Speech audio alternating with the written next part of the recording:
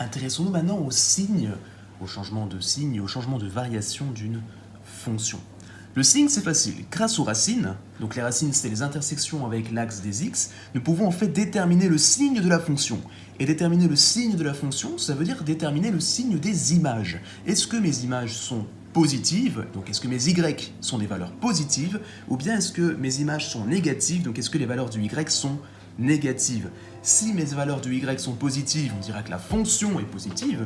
Si par contre les valeurs du y sont négatives, eh bien on dira simplement que ma fonction est négative.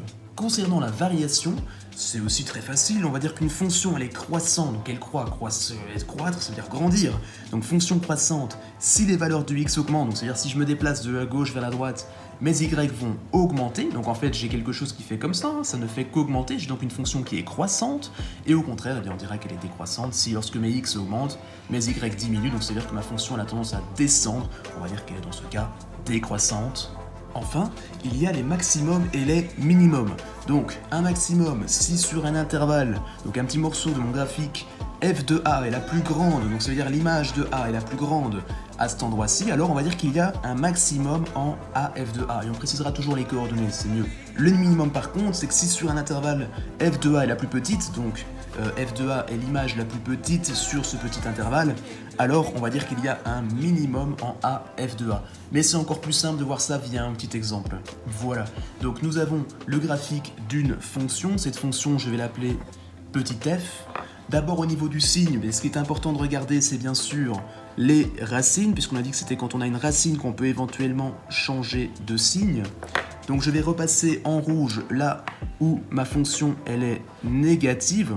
Donc vous voyez, c'est à chaque fois qu'on est en dessous de l'axe des x, nous avons donc toutes des images qui sont négatives. Ici c'est les valeurs du y qui valent -1, -2, etc., etc.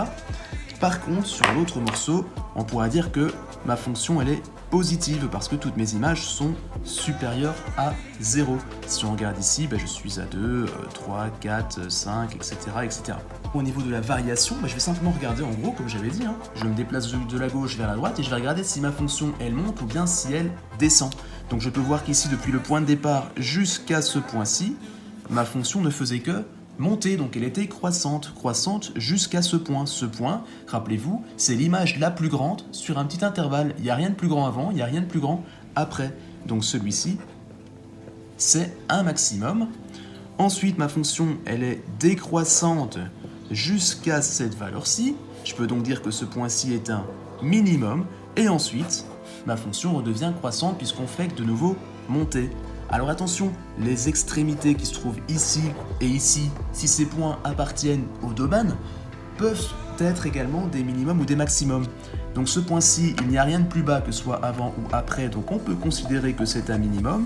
Et ce point-ci, il n'y a rien de plus haut avant et après, donc on peut considérer que c'est un maximum.